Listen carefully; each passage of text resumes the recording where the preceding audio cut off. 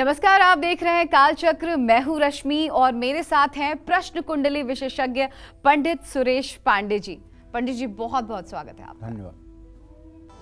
शंख से कैसे 7 दिन होंगे शुभ, शंख से कैसे चारों दिशाएं होंगी दोषमुक्त, शंख से कैसे शुरू होने लगेंगे शुभ कार्य।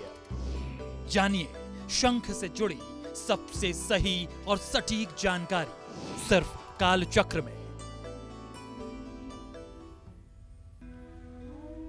जी हाँ, हम में से कई लोग अपने घर में शंख रखते हैं और बजाते भी हैं। शंख बजाने से घर की सारी नकारात्मक ऊर्जा दूर हो जाती है, ये तो हम सभी जानते हैं। लेकिन क्या आपको पता है कि घर में शंख की सही दिशा से हमारी कई परेशानियां भी दूर हो सकती हैं। साथ ही 7 दिन अलग अलग तरीके से शंख से जुड़े उपाय करने से कई गुना शुभ फल भी मिल सकते हैं। तो बने रहिए हमारे साथ और देखते रहिए कालचक्र। साथ ही अगर आपका भी कोई सवाल है तो आप हमें फोन कर सकते हैं। हमारा नंबर है 0120665241। तो चलिए अपनी चर्चा को शुरू करते हुए बात करते हैं पूरे हफ्ते की। रविवार से लेकर शनिवार तक कैसे करें शंख को स्थापित, कैसे करें शंख की पूजा और कैसे करें शंख से जुड़े उपाय। आइए जानते हैं। पंडित जी बताइए। देखिए, सनातन धर्म में शंख का बहुत महत्व रहा है। सतयुग, त्रेता, द्वापर, कलयुग, हर युग में शंख की अपनी आप में एक महत्ता रही है। चाहे पूजा पाठ अनुष्ठान हो, चाहे सत्यनारायण भगवान की कथा हो, चाहे कोई यज्ञ हो और चाहे कोई धर्म युद्ध हो, हर जगह शंख की ध्वनि की जाती है। आपने पूजा पाठ में तो शंख बजते हुए देखा होगा, अनुष्ठान में आप शंख बजते हुए देखे होंगे, किसी धार्मिक उत्सव में आपने शंख बजते हुए देखा होगा। लेकिन युद्ध की शुरुआत के लिए भी क्या आपने शंख बजते हुए सुना है? अगर नहीं तो मैं आपको बताना चाहूँगा। गीता के पहले अध्याय में वर्णन आता है कि जब कौरव और पांडव सेना दोनों आमने सामने खड़ी हो जाती हैं तो उस समय अर्जुन कहते हैं कृष्ण से कि हे कृष्ण, मेरे रथ को दोनों सेनाओं के मध्य में स्थापित करिए ताकि मैं देख सकूं कि मुझे किससे लड़ना है। उस समय भगवान श्री कृष्ण अपनी शंख ध्वनि करते हैं। पांचजन्यम हृषिकेशम देवदत्तम धनंजय पौंड्रदधमा महाशंख भीमकर्मा वृकोदर अनंत विजयो राजा कुंती पुत्रो युधिष्ठिर नकुलः सह देवश्च सुघोषमणि पुष्पको। अर्थात पांचजन्य नाम का शंख किसने बजाया? भगवान श्री कृष्ण ने बजाया। उनके हाथ में हर समय पांचजन्य नाम का शंख रहता है, ये बात ध्यान रखिएगा। प्रातर्स्मरामि भवभीतिहरम प्रातर्स्मरामि भवभीति महारति शांत्यै नारायणं गरुणवाहनयब्जनाभं ग्राहाभिभूति वरवारण मुक्ति हेतुम चक्रायुधम तरुणवारिजपत्र नेत्रम। तो भगवान विष्णु के दाहिने हाथ में चक्र होता है और बाएं हाथ में ऊपर शंख होती है।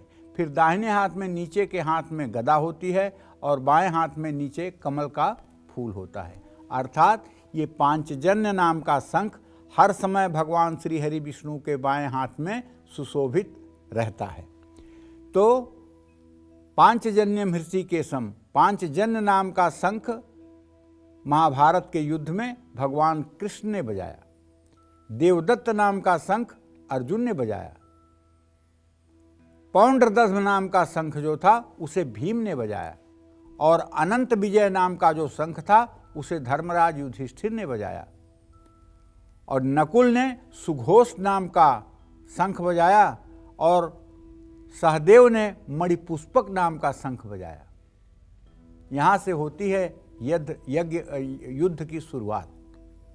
और सनातन धर्म में इसके पीछे क्या लॉजिक है शंख बजाने का? तो शंख बजाने का लॉजिक ये है कि जो भी व्यक्ति शंख बजाएगा वो हृदय रोग का रोगी नहीं हो सकता है। जब तक आपसे शंख बजती है तब तक आपको एंजियोग्राफी की ज़रूरत नहीं है और तब तक आपको हार्ट से संबंधित कोई डिजीज नहीं है, ये मान लेना चाहिए। क्योंकि जब आपके लंग्स, आपके फेफड़े, आपका हृदय स्वस्थ होगा तभी आप शंख बजा सकते हैं। अगर आपके लंग्स, फेफड़े ठीक नहीं हैं और हृदय में रोग है तो आप शंख ध्वनि नहीं कर सकते हैं। इसलिए यदि बाल्यकाल से शंख का अभ्यास किया जाए तो ये रोग जीवन में प्रभावी नहीं होते हैं। इसके पीछे सनातन धर्म का एक बहुत बड़ा रहस्य छिपा हुआ है। हाँ, एक बात जरूर ध्यान दीजिएगा, शंख से आप चाहे जिस देवी देवता का स्नान करा सकते हैं, केवल शिव जी को छोड़ करके। शिव जी का कभी शंख से अभिषेक भूल करके भी मत करिएगा, क्योंकि शंखचूड़ उनका दुश्मन था और शंखचूड़ से ही शंख का निर्माण हुआ है। इसलिए शंख के जल से कभी भगवान शिव का या शिवलिंग का अभिषेक नहीं करना चाहिए। ये सावधानी बहुत ही ज़्यादा महत्वपूर्ण है।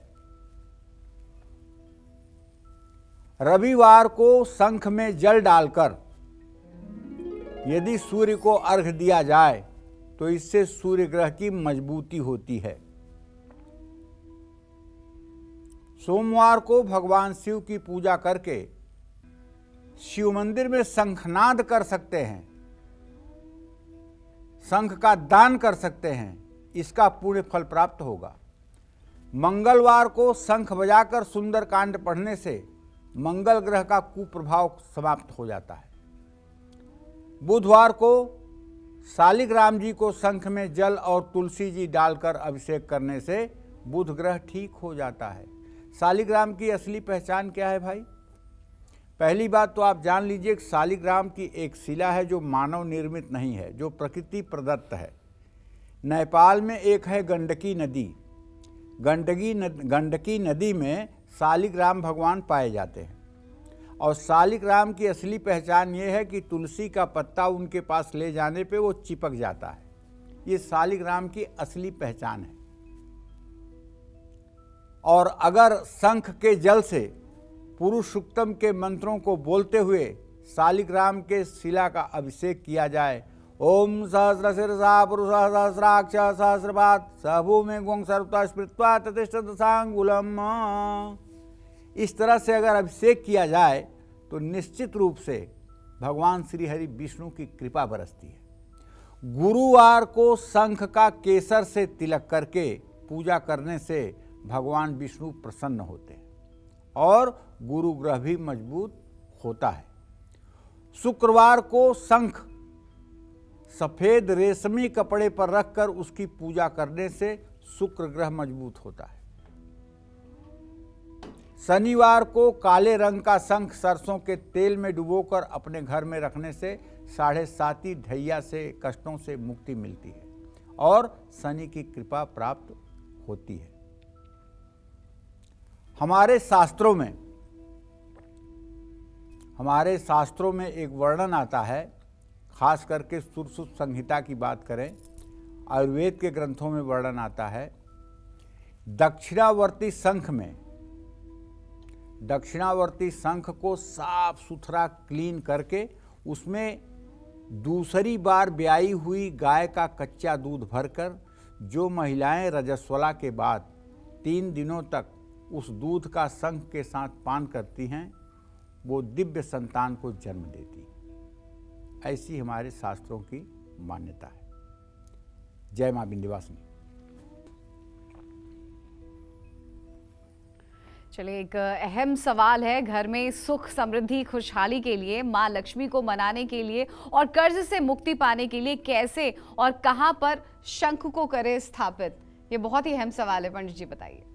देखिए, ये सिर्फ कहने की बात नहीं है, बल्कि जो मैं कह रहा हूं ना, ये 100% सच्चाई है। घर में अगर सुख समृद्धि नहीं है, कमाई होने के बावजूद भी घर की उन्नति नहीं हो रही है, परिवार के सदस्य एक दूसरे से मनमुटाव रखते हैं, परिवार के लोगों की सेहत खराब रहती है, तो अपने घर की उत्तर पूर्व दिशा में शंख जरूर रखें और हर रोज उसको धूप दीप दिखाएं। वैसे तो माँ लक्ष्मी किसी से रूठती नहीं हैं, लेकिन इनके रूठने का 2-3 प्रमाण है शास्त्रों में। जैसे एक बार ये इंद्र से रूठ करके चली गई थी, फिर समुद्र से उत्पन्न हुई, और लक्ष्मी जब चली जाती हैं तो इंद्र अगर श्री विहीन हो जाता है तो मनुष्य का क्या कहना है। अगर आपको भी लगता है कि घर में दरिद्रता का वास हो गया है,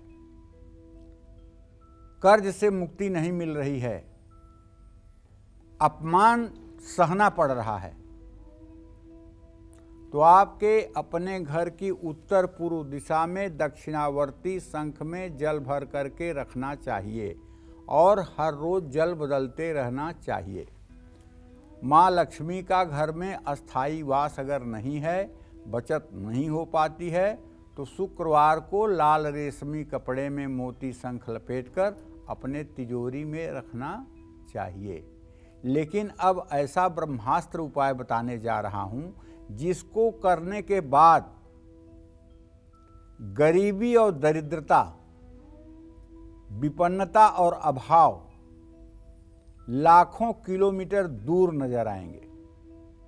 ध्यान से सुनिएगा, और अगर अभी तक इस नियम को आपने नहीं अपनाया है तो मेरा आग्रह है, इस गरीबी रूपी दानव से, इस दरिद्रता रूपी दानव से लड़ने के लिए ये उपाय जरूर करिएगा।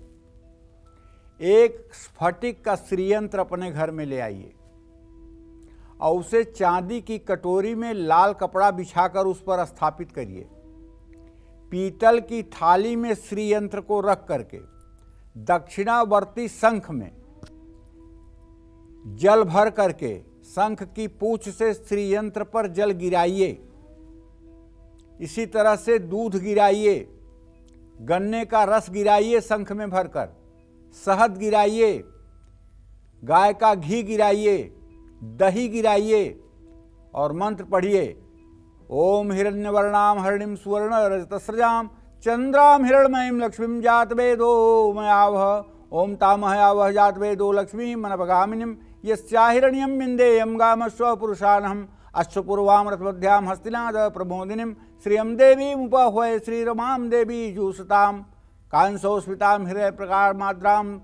तो कहने का मतलब जो श्री सूक्तम के 16 मंत्र हैं, इन 16 मंत्रों को पढ़ते हुए अगर आप श्री यंत्र का अभिषेक करेंगे दक्षिणावर्ती शंख से, और ये नियम सुबह शाम दोनों वक्त आप इसको अपने जीवन में अपनाएंगे, तो मैं पूरे दावे और गारंटी के साथ कह सकता हूं, सूरज की गति बदल सकती है, सूरज पूर्व से पश्चिम जा सकता है, लेकिन आपकी दरिद्रता को मिटने से कोई नहीं रोक पाएगा।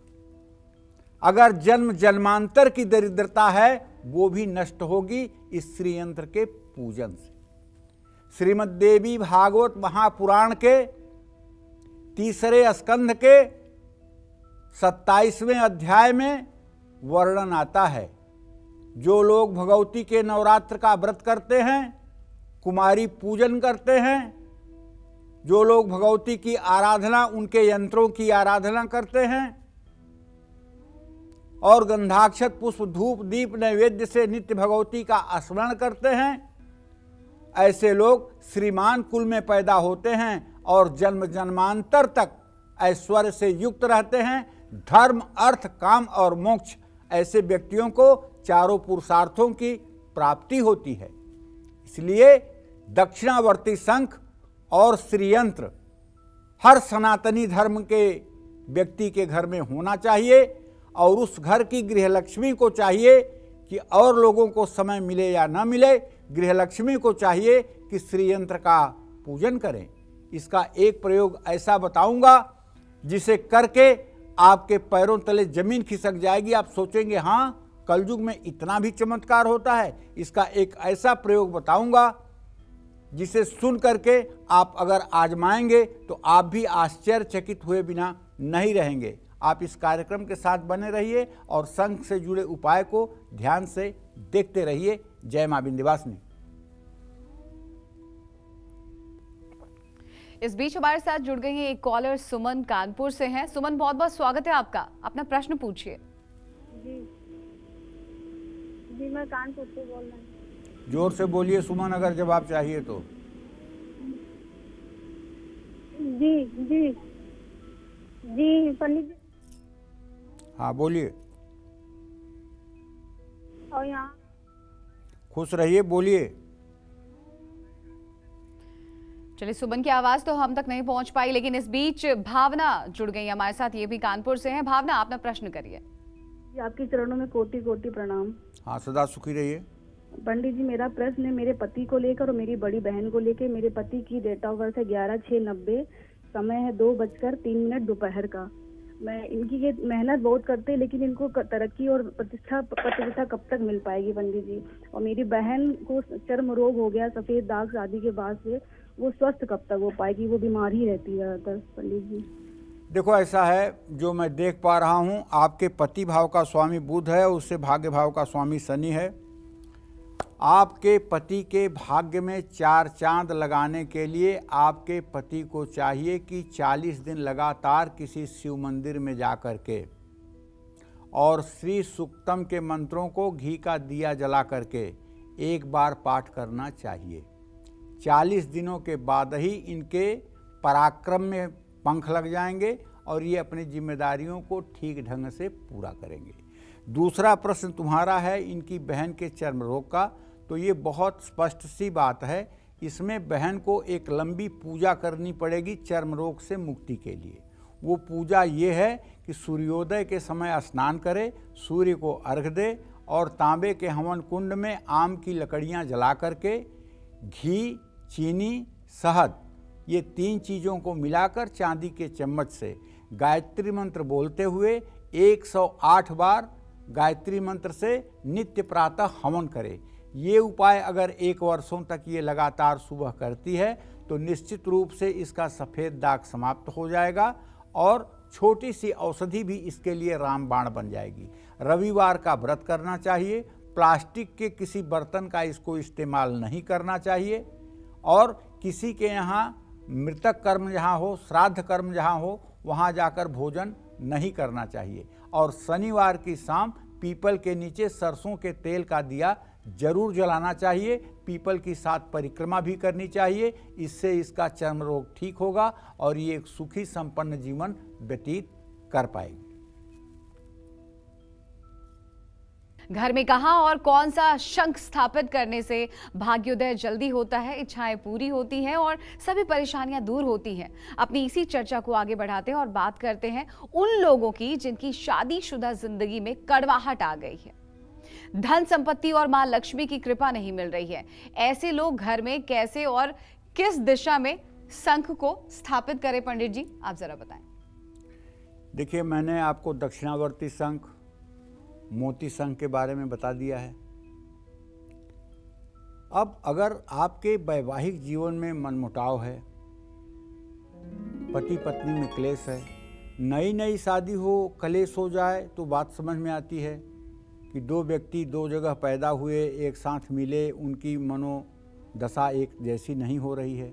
लेकिन जहाँ शादी को 40 साल हो गए हैं, 30 साल हो गए हैं, उसके बाद अगर पति पत्नी के बीच में तनाव हो रहे हैं, अभी तक सामंजस्य था, अब कटुता बढ़ रही है, तब तो आश्चर्य की बात होती है। अगर ऐसा आपके भी जीवन में कुछ हो रहा है तो आपको अपने बेडरूम में शंख और सीप दोनों चीजें जरूर रखना चाहिए।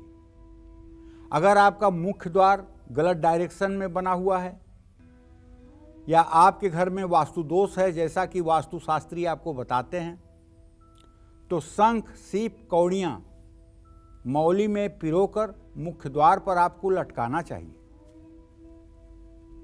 माँ लक्ष्मी की कृपा पाने के लिए मोती शंख का चूर्ण अगर मिल जाए तो पानी में डालकर अपने पूजा घर में माँ लक्ष्मी की प्रतिमा का स्नान कराना चाहिए। माँ लक्ष्मी के सामने नौमुखी शुद्ध घी का दिया जलाना चाहिए।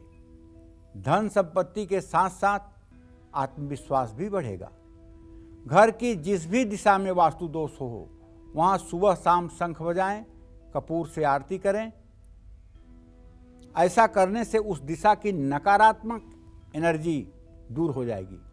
जिस घर में आरती करते समय शंख और घंटी बजाई जाती है, जिस घर में पूजा करते समय शंख और घंटी बजाई जाती है, उस घर से नेगेटिविटी विदा हो जाती है। अगर आपको कोई ये कहने वाला मिल जाए, मान लीजिए कि अरे पूजा करते समय घंटी मत बजाना, घर में शंख मत बजाना, घर में दिया मत जलाना, तो आप समझ लीजिए कि यह सनातन धर्म का द्रोही है। सनातन धर्म में हर त्याग करने के बाद भी अपने धर्म को नहीं छोड़ना चाहिए। और आरती के समय घंटी बजाना, शंख बजाना, ये हमारी संस्कृति है। इसे हमें नहीं त्यागना चाहिए। हम अपनी संस्कृति को त्यागेंगे तो भगवान हमें त्याग देगा। मैंने आपसे कहा था कि एक ऐसा उपाय बताऊंगा शंख का जिससे आप चमत्कृत हुए बिना नहीं रहेंगे। आपका बेटा अच्छा रिजल्ट नहीं कर रहा है पढ़ाई में, उसका कोई एग्ज़ाम है जो क्वालिफाई नहीं कर पा रहा है,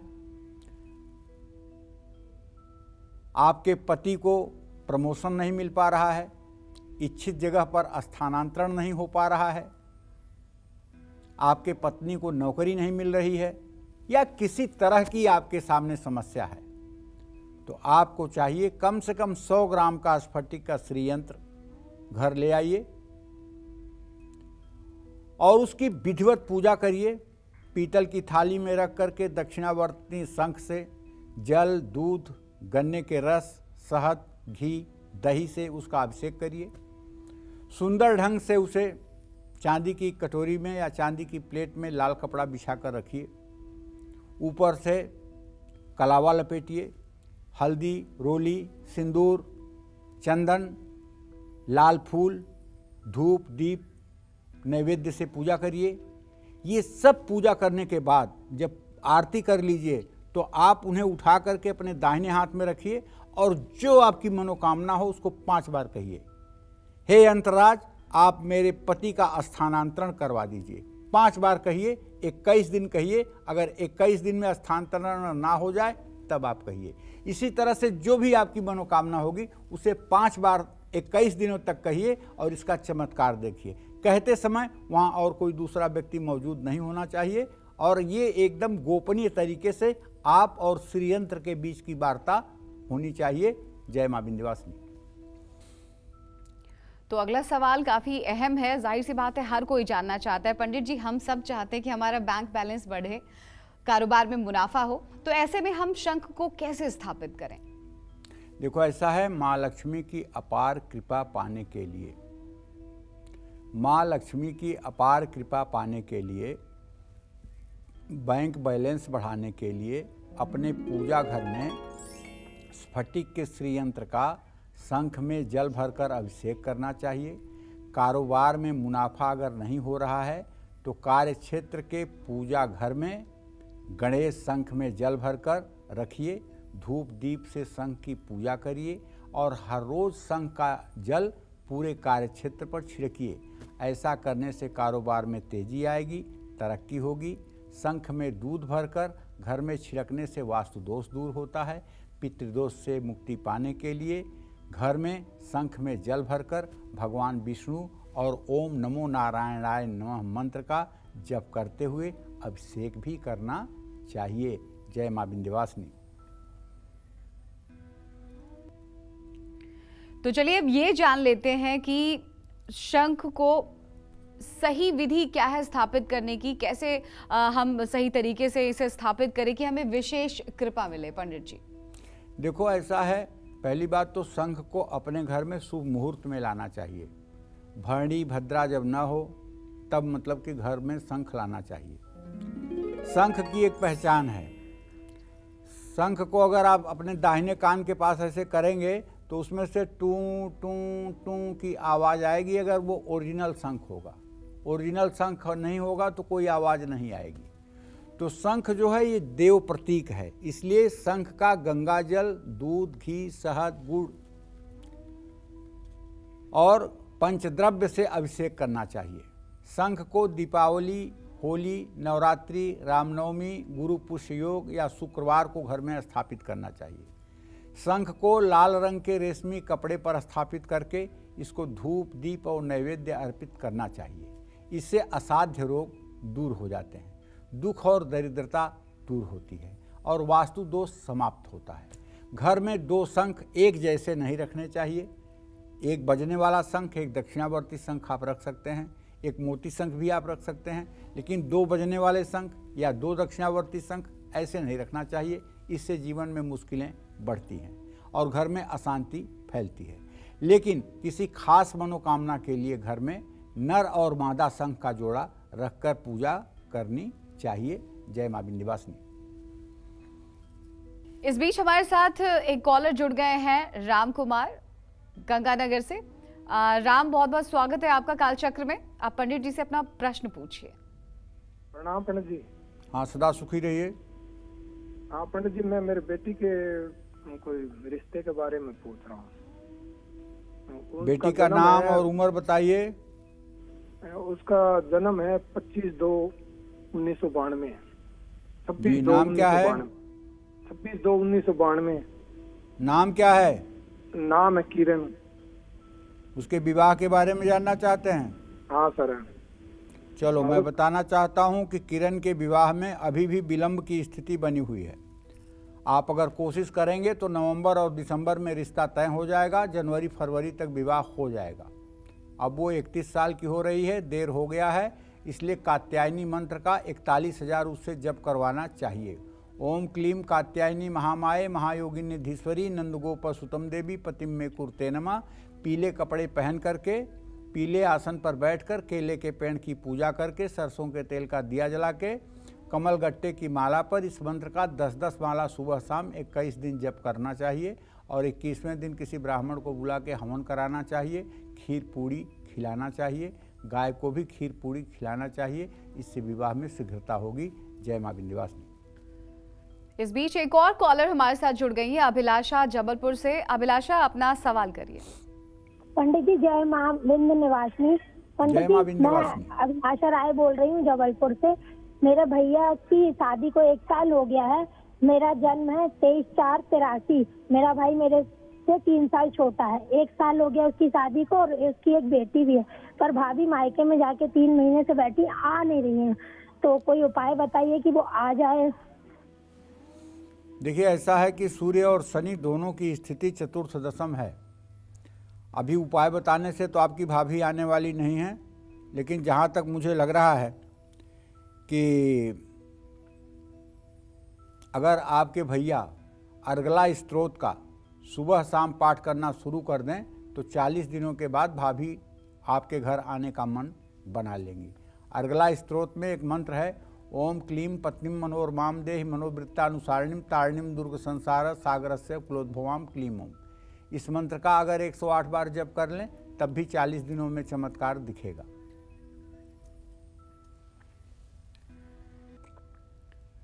कालचक्र की एक और दर्शक हमारे साथ जुड़ गई हैं, वंदना सूरत से। वंदना, बहुत बहुत स्वागत है आपका। आप अपना सवाल करिए। पंडित जी, चरण स्पर्श पंडित जी। सदा पंडित जी, मैं सूरत से बोल रही हूँ। मैं 2 प्रश्न पूछना चाहती हूँ। पहला अपने भाई के बारे में और दूसरा अपने पुत्र के बारे में। मेरा भाई का डेट ऑफ बर्थ है 1 अगस्त 1995, दिन मंगलवार और सुबह 11:35 पर उसका जन्म है। और मेरा भाई पढ़ने लिखने में बहुत अच्छा है पंडित जी। 1-1 नंबर से उसका एग्जाम मिस हो जा रहा है पंडित जी। उसका नाम है अभिषेक कुमार दुबे।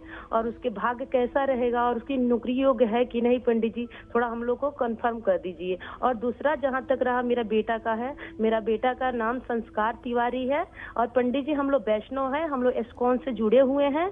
और उसका जन्म है 8 फरवरी 2012 और उसका टाइम है, बुधवार दिन था, रात को 8:45 में उसका जन्म है। ये चलो वंदना, ऐसा है जो मैं देख पा रहा हूँ, तुम्हारे भाई को नौकरी पक्की मिलने वाली है, इसमें कोई दो राय नहीं है। बस ये है कि इनके आजीविका भाव का स्वामी मंगल है, जो चंद्रमा से इस समय परस्पर सप्तम भाव में बैठा हुआ है। इन्हें शीघ्र नौकरी पाने के लिए रोज इन्हें हनुमान चालीसा का 10 बार पाठ करना चाहिए। अगर 10 बार हनुमान चालीसा का 100 दिनों तक पाठ कर लेंगे तो किसी भी प्रतियोगी परीक्षा में इनको सफलता मिलेगी, इसमें कोई संदेह नहीं है। और इन्हें सरकारी नौकरी शीघ्र मिलने का योग बना हुआ है। बस इन्हें कहो कि हनुमान जी की उपासना करना शुरू कर दें, 10 बार रोज प्रातःकाल हनुमान चालीसा का पाठ करें। हो सके तो मंगलवार को हनुमान मंदिर भी जाएं, दर्शन पूजन करें। जो तुमने अपने बेटे के बारे में प्रश्न पूछा है, तो इसके बारे में तो मैं ये कहना चाहूँगा कि चंद्रमा से पंचम भाव का स्वामी बृहस्पति है। बेटा तुम्हारा देवतुल्य है, सारे सद्गुणों से संपन्न है, चिरंजीवी दीर्घायु है, लेकिन कभी कभी इसको स्किन से संबंधित कुछ समस्याएं हो सकती हैं। तो इसलिए आपको चाहिए कि बेटे के हाथ से मूली, पालक, ये सब चीज़ें किसी धर्म स्थान में बुधवार के दिन दान करवाना चाहिए।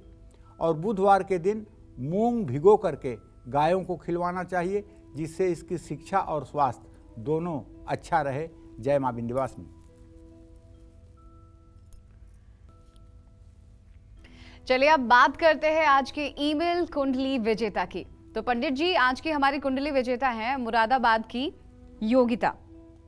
इन्होंने हमें ईमेल के जरिए अपने भाग्य और करियर से जुड़े कुछ सवाल किए हैं, प्रश्न किए हैं, वो हम आपको बताते हैं। पहले तो डिटेल्स हैं इनकी।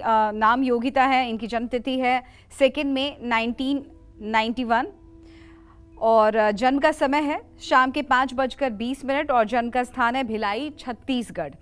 दरअसल पंडित जी, इन्होंने प्रश्न किया है, जानना चाहा है कि ये सरकारी टीचर हैं, मतलब सरकारी टीचर की तैयारी कर रही हैं, माफ़ करिएगा, और इनको सफलता मिलेगी तो कब मिलेगी। और दूसरा प्रश्न भी इन्होंने किया है कि आने वाले समय में इनकी सेहत कैसे रहेगी। दरअसल इनकी दिक्कत ये है कि बेबी होने के बाद इनकी सेहत लगातार खराब चल रही है। देखो ऐसा है, योगिता की कुंडली है 2 मई 1991 की 5:20 शाम की, भिलाई छत्तीसगढ़ में इनका जन्म हुआ है। योगिता तुला लग्न में और वृश्चिक राशि में पैदा हुई है और इनकी कुंडली में सूर्य ग्रह उच्च का है, शुक्र स्वगृही है, बृहस्पति उच्च का है, शनि स्वगृही है, चंद्रमा नीच राशि में है, बुध नीच राशि में है। सरकारी नौकरी इनको जरूर मिलेगी, इसमें कोई दो राय नहीं है।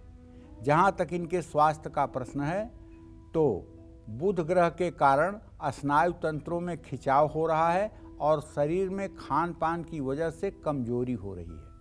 अपने खान पान पर आप ध्यान दीजिए, सलाद और फल ज़्यादा खाने की कोशिश करिए, बिल्कुल आपका स्वास्थ्य ठीक हो जाएगा। लेकिन ध्यान रखिए कि इस समय आपकी सूर्य की महादशा चल रही है, इसलिए आपको सूर्योदय के समय सूर्य को जल भी देना चाहिए, नमक का सेवन कम करना चाहिए और अनार का सेवन जरूर करना चाहिए। ये सारे उपाय करने के बाद सरकारी नौकरी तो आपको मिलनी ही मिलनी है, इसमें कोई दो राय नहीं है। और आपका वैवाहिक जीवन भी सुखी रहना है, इसमें भी कोई दो राय नहीं है। और आपका भविष्य भी बहुत अच्छा है। लेकिन ध्यान रखिएगा, 26 अप्रैल 2023 से सूर्य में शनि का अंतर चालू होने वाला है। इसके बाद नौकरी तो आपको मिल जाएगी, लेकिन आपके सेहत के लिए ज़रूरी है कि आप सलाद और फल का सेवन निरंतर करें, क्योंकि बुध ग्रह आपका नीच राशि में है। बिना हरी सब्जियों का सेवन किए आपका स्वास्थ्य ठीक नहीं होगा। जय मां विंध्यवासिनी। इस बीच कालचक्र के एक और दर्शक हमारे साथ जुड़ गए हैं फोन लाइन पर। अजय बिहार के दरभंगा से हैं। अजय, अपना सवाल करिए। तो डिस्कनेक्ट हो गए हैं। मनीषा जुड़ गई हमारे साथ जबलपुर से। मनीषा, अपना प्रश्न करिए। जी पंडित जी प्रणाम। हाँ, सुखी रहिए मनीषा जी। जी मैं सिहोरा से बोल रही हूँ, जबलपुर सिहोरा से जी। और मैं अपना नया मकान बनवाना चाहती हूँ, पर अभी बन नहीं पाया है। इसमें मेरे पति का सहयोग चाहती हूँ, तो वो देंगे। मेरा जन्म तिथि है 4/8/63 रात के 10 बजे, पारा गाँव, राजिम, रायपुर। और मेरे पति का जन्म तिथि है 17/8/56, समय सुबह के 10 बजे, रायपुर छत्तीसगढ़, प्रदीप तिवारी। देखिए, आपके पति का सहयोग भी मिलेगा और आपका घर भी बनेगा। ज़्यादा देर नहीं है, सन 2023 के अंत तक आपका घर बनना शुरू हो जाएगा। आप एकदम टेंशन फ्री रहें। आपको अपने घर में एक विश्वकर्मा जी की फ़ोटो लगानी चाहिए और उनके सामने रोज़ घी का दिया जलाना चाहिए और एक घर का चित्र बना करके, घर का ड्राइंग बना करके विश्वकर्मा जी के चित्र के सामने आपको रख देना चाहिए। इससे आपका घर भी बनेगा और बहुत अच्छा घर बनेगा। जय मां विंध्यवासिनी। चलिए जल्दी से अपने स्पेशल सेगमेंट की शुरुआत करते हुए बात करते हैं मेन गेट की। कैसे आपके घर का मेन गेट आपके दुख, क्लेश और अशांति का कारण बन सकता है, आइए जानते हैं। पंडित जी बताएं। देखो भैया, मेन गेट पर गहरा रंग भी गृह कलेश का कारण बन सकता है। घर का मेन गेट बाकी दरवाजों की तुलना में बड़ा होना चाहिए। मेन गेट पर डोर बेल ना बजाकर अगर कोई हर बार कुंडी खड़काता है तो भी घर में अशांति बढ़ती है। मेन गेट खोलते या बंद करते समय अगर किसी तरह की आवाज़ आए तो भी घर में नकारात्मक ऊर्जा बढ़ती है और क्लेश बढ़ता है। मेन गेट हमेशा बाहर की तरफ खुलना चाहिए। घर की अंदर की तरफ खुलने वाला मेन गेट शुभ नहीं माना जाता है। मेन गेट पर पायदान ना रखने से भी घर में नेगेटिव एनर्जी बढ़ती है। इसके कारण ना सिर्फ घर में वास्तु दोष बढ़ता है बल्कि कलेश भी बढ़ता है। लेकिन अगर आप घर का निर्माण कर रहे हैं तो 9 भागम गृहम कृत्वा पंचभागे तु दक्षिणे त्रिभागे उत्तरे प्रोक्तो यह वह निरसते सती। घर से बाहर निकलते समय 5 हिस्सा दाहिनी तरफ छोड़िएगा हाथ के और 3 हिस्सा बाईं तरफ छोड़िएगा। 8 हिस्सा हो गया। 9वें हिस्से में आप मेन गेट बनाइएगा। यह मेन गेट आपके लिए शुभकारी होगा। जय मां विंध्यवासिनी। तो उम्मीद करते हैं आपको आज का हमारा विषय बहुत पसंद आया होगा। कल फिर एक नए विषय और आपकी परेशानियों को दूर करने के लिए ढेरों उपाय लेकर आएंगे हम पंडित सुरेश पांडे जी के साथ। तब तक कालचक्र की पूरी टीम को दीजिए इजाजत। देश और दुनिया की तमाम खबरों को जानने के लिए देखते रहिए News 24। नमस्कार।